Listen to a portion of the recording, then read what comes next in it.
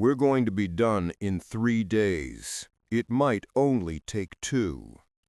That was Major General William Rupertus's promise to his officers as the U.S. 1st Marine Division loaded their gear and checked their rifles under the hot, glaring sun of mid-September 1944. The arrogance in the air was thicker than the jungle humidity. They believed victory was certain, just another island to take, another brief and bloody routine before the next objective. At their backs, the steel guns of the Pacific Fleet prepared to pound Peleliu's white beaches into rubble. The men joked nervously that nothing living could survive what's coming. Flash forward. 73 days later. Marines crawl belly down across shattered coral, coughing on the stench of burnt flesh and rotting seawater. The island, smaller than Manhattan, is a wasteland of twisted trees and broken bodies. The sun, unforgiving, relentless, beats down at 115 degrees Fahrenheit, baking uniforms stiff with salt and sweat. The burnt metal taste of cordite never leaves their mouths. The sounds are unrelenting. The cough of machine guns from hidden cave mouths, the shriek of mortars, the roar and whump of flamethrowers belching streams of fire into pitch-black holes in the coral where unseen Japanese defenders linger, silent until the last instant before death. Instead of 2 days, the fighting grinds on toward 3 months. Every yard is bought with blood and screams. Companies are shredded to platoons, platoons to squads. The shocking truth settles over the division.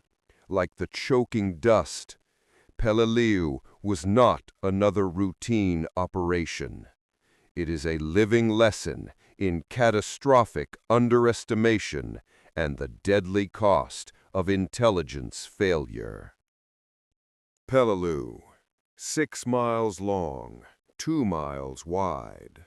A tiny speck of coral and jungle in the Palau Islands, 500 miles east of the Philippines. On the map, it looked insignificant. In strategic planning rooms, it emerged as a necessary evil, a stepping stone to MacArthur's grand march on Manila. Commanders saw its airfield as a potential threat to the flanks of the coming Philippine invasion, so the order was simple: neutralize it at all costs. The pre-invasion bombardment was apocalyptic. For 3 straight days, September 12th through 14th, the U.S. Navy unleashed hell. Battleships and cruisers ringed the island, their big guns thundering in synchronized fury. The thunder was so loud it could be felt in the bones.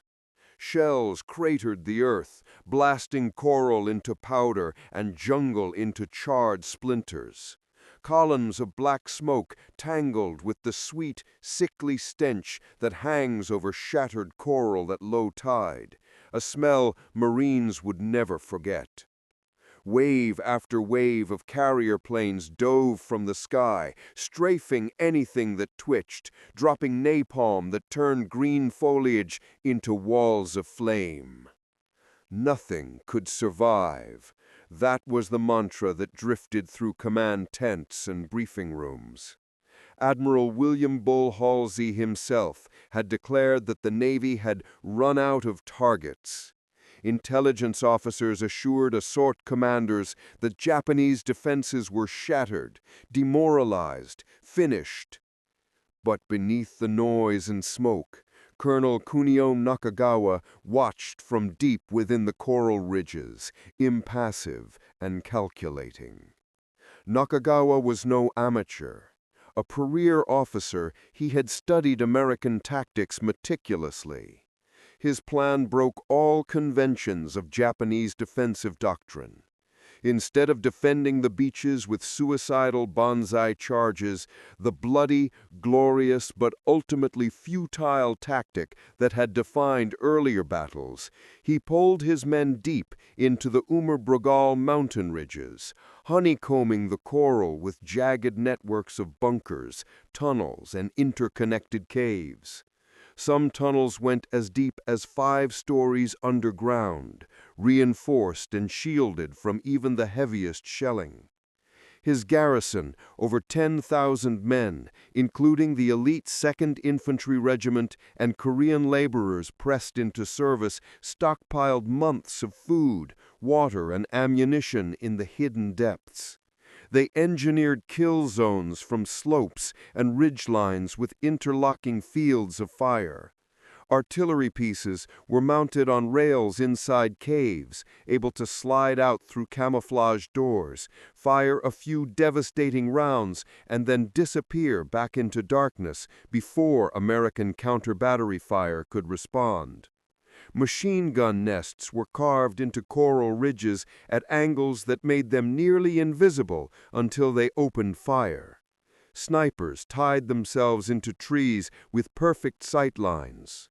Every trail, every clearing, every approach was covered by overlapping fire. The ridges themselves became living fortresses, each one a tomb that would be named by its conquerors in blood. The horseshoe, the China wall, the pocket, and above them all, Bloody Nose Ridge, a jagged spine of coral that loomed like a shark's fin waiting to shred the assault. Nakagawa's orders to his men were simple and chilling. We will build a fortress that cannot fall. We will resist until we have not one grain of rice, not one cartridge. We will resist to the death.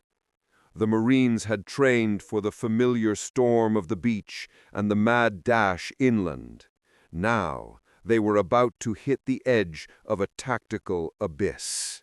On September 15, 1944, just after dawn, the white coral beaches of Peleliu shimmered against the blazing tropical sky as hundreds of amphibious tractors, Amtraks, crawled toward the shore.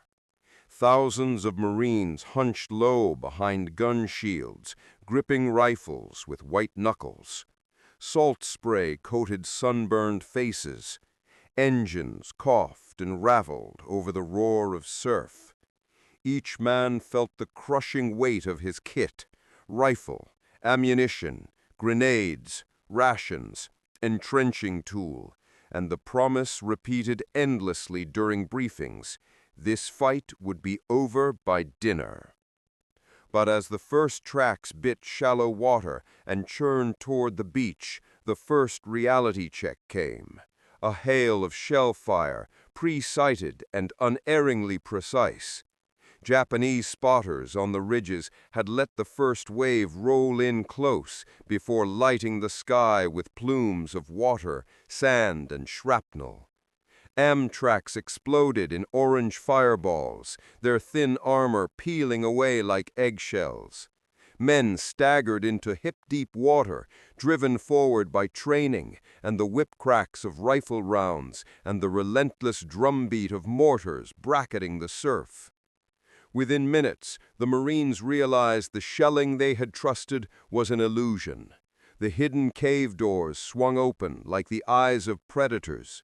Machine guns scythed through the surf in long, sweeping bursts, and the beach itself, glare white, reflecting heat upwards like an open oven, erased any hope of cover.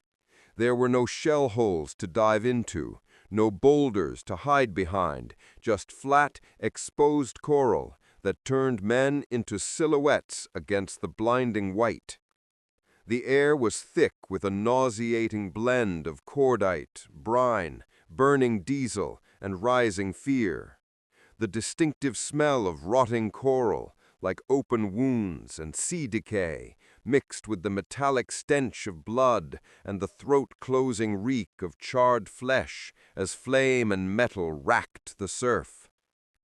Those who hit the sand found it offered no safety. Enfilading fire from invisible bunkers on the left flank cut down entire squads as they raced for the dunes. Shells bracketed troops in plain sight, pinning entire companies behind wrecked vehicles. Officers barked orders, sometimes cut down mid-sentence by sniper fire. The 1st Battalion, 1st Marines, the vanguard, saw their numbers slashed by half within the first brutal hours. Medics fell while dragging wounded men to the meager cover behind burning Amtraks. And then there was the heat, the brutal, inescapable heat. Within an hour, the temperature on the exposed beach climbed past 110 degrees. Canteens emptied rapidly, and fresh water, stowed in 55-gallon drums brought ashore, turned hot and brackish. Some drums had been punctured by shrapnel and leaked gasoline, contaminating the precious water. Men collapsed from heat exhaustion or went mad with thirst, their tongues swelling, vision blurring. On the first day alone, more men fell to heat stroke than to enemy bullets in some units. Above the chaos, Bloody Nose Ridge loomed like a silent executioner, its high ground dominated by interlocking bunkers and unseen artillery that rained death down on everything below. It was like being in a shooting gallery where the ducks carried rifles, one survivor would later say. Every time Marines tried to advance inland, fire poured down from the ridges with devastating accuracy. By mid-afternoon, the carefully planned assault had devolved into desperate survival. Entire platoons huddled in shallow depressions, unable to move forward or back. Tanks that made ashore bogged down in soft coral or were bracketed by anti-tank fire from the ridges. The regiment tasked with capturing the vital airfield in the first hours found itself pinned down, taking casualties from all sides. By nightfall, the beach had become a charnel house. Shattered Amtraks smoldered. Bodies floated in the surf. Marines huddled in sand craters, nervously watching the dark tree line for the next ripple of tracer fire or the flicker of a flamethrower as they fought desperately to hold their ground. The Japanese counterattacked under cover of darkness, silent, cunning infiltrators probing for weak points, cutting throats, throwing grenades into foxholes. There was no rest. Only the constant pulse of fear and the grim determination to survive until dawn. The optimistic predictions of a 2-day battle were already a sick joke. The first triumphs of the battle were illusory. After the initial bloody days on the beach, after desperate fighting to secure the airfield and push north, the Marines turned toward Peleliu's northern heights, the Umabrugal, a nightmarish labyrinth of jagged coral ridges and shadowed caves rising 300 feet above sea level. They christened it the Meat Grinder, and the name would prove horrifyingly accurate. Here, the character of the battle changed. The old doctrine of beach defense was dead. The suicidal bonsai charges that had marked earlier Pacific battles never came.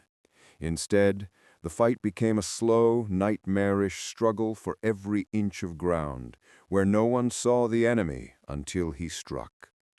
The Japanese, entrenched in their spider holes and interconnected tunnels, could vanish and reappear like ghosts. They would pop up behind American lines to launch ambushes, throw grenades, and disappear back underground before anyone could respond. Every ledge and shadowed crevice concealed a machine gun. Every boulder hid a sniper. Every silent opening in the coral threatened a sudden explosion of hand grenades or a burst of automatic fire at point-blank range. The terrain itself was an enemy. The coral was razor-sharp, shredding uniforms and slicing through boots. Climbing the ridges meant scrambling up slopes where every handhold could hide a booby trap. The heat radiating off the white stone was stifling. There was no shade, no water, no respite. Men's lips cracked and bled, their eyes reddened from exhaustion and coral dust that hung in the air like talcum powder. Marines attacked ridge after ridge, only to find the gains temporary.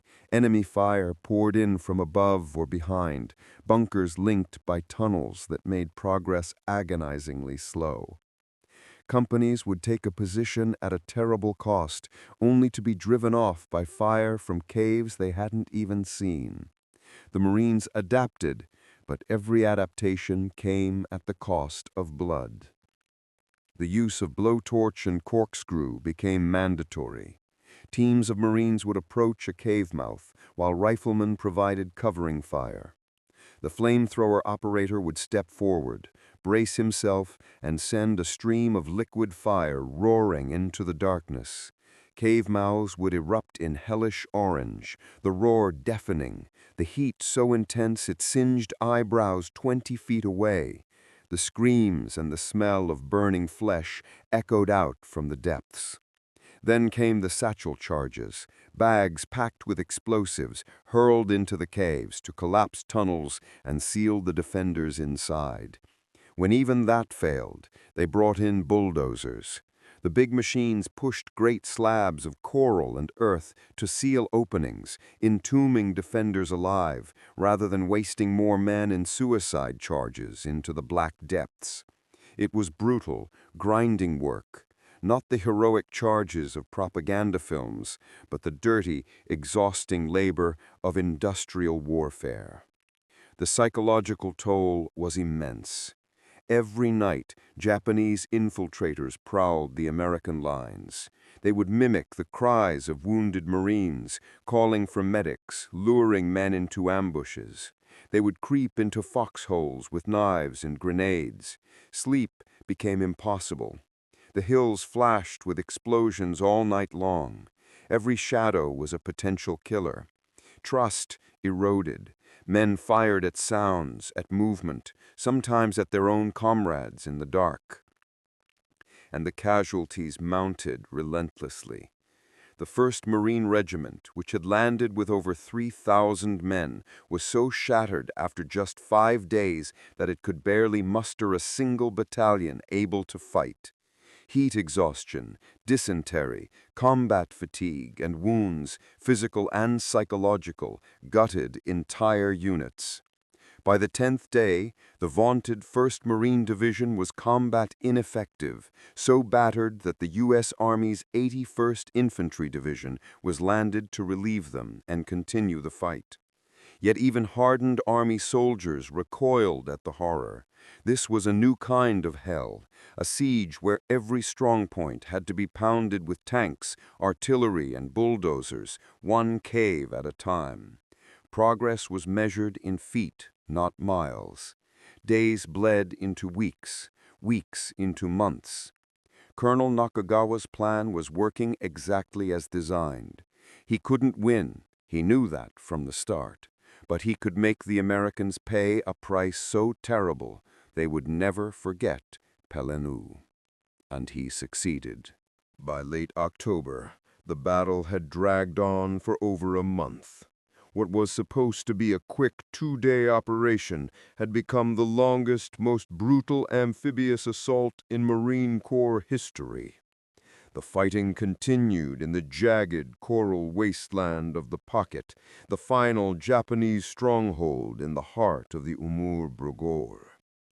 The Marines and Army soldiers who remained were hollow-eyed ghosts. Their uniforms hung in rags, boots rotted from their feet. Many had lost 20, 30 pounds from the heat, the exertion, the lack of food and water. 1,000-yard stares were the norm.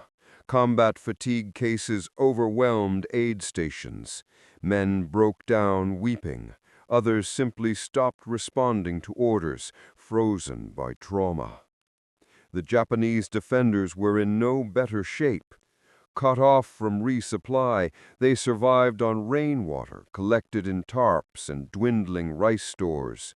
Wounded men lay in the dark caves with no medical care. Disease spread. Yet they fought on with fanatical determination, obeying Nakagawa's orders to resist to the last man. American commanders adapted their tactics yet again. They stopped trying to root out every cave. Instead, they sealed positions with explosives and bulldozers, bypassed strong points, and used artillery and naval gunfire to pulverize suspected positions day and night. The Umur Brogol became a moonscape, blasted by thousands of shells. Still, the Japanese fought. Small groups would emerge at night to raid supply dumps or ambush patrols. Snipers picked off engineers and medics. The psychological warfare never stopped. Amplified voices in English calling for surrender, mimicking American accents, trying to sow confusion. On November 24, 1944, 70 days after the invasion, Colonel Nakagawa and his remaining officers conducted a final ceremony deep in their command cave. They burned the regimental colors, sent a final message to Imperial headquarters reporting their situation, and committed ritual suicide. A few dozen survivors, too weak to fight, surrendered in the following days, but small pockets of resistance continued well into December. When organized resistance finally ceased, the Americans controlled a shattered, poisoned island. There was no moment of triumph, no flag-raising ceremony like Iwo Jima, just exhaustion, numbness, and the overwhelming stench of death that hung over the coral ridges. 73 days after Major General Rupertus's arrogant prediction, Peleliu finally fell silent. The cost was grotesque beyond comprehension. Of the initial 28,000 Marines and soldiers who landed on those white beaches, over 10,000 were wounded or killed. The 1st Marine Division alone suffered a 60% casualty rate, the highest of any division in any battle of World War II. Of the original Japanese garrison of 10,900 men, only 202 surrendered. The rest died in place, fulfilling Colonel Nakagawa's order to fight to the last round, the last breath, the last man. Their bodies lay entombed in hundreds of sealed caves throughout the Umur Brogol, never to be recovered. And yet, the true tragedy of Peleliu was not just the blood spilled on powder-white coral, or the psychological scars that would haunt survivors for decades. The strategic worth of the island proved hollow, an empty promise that made the sacrifice even more bitter. The airfield was barely used. MacArthur's advance on the Philippines swept past Peleliu before its runways were even fully operational. The island, purchased at such terrible cost, became a backwater, its strategic necessity revealed as a deadly miscalculation. Military historians have debated for decades whether Peleliu should have been invaded at all.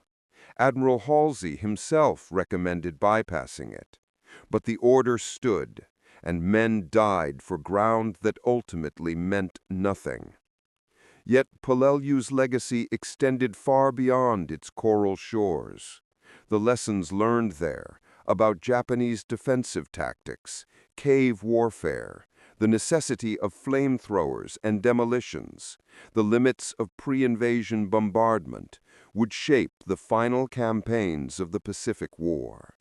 The horrors of Peleliu were a preview of what awaited at Iwo Jima and Okinawa, where the Japanese would employ the same defense-in-depth tactics on even larger scales.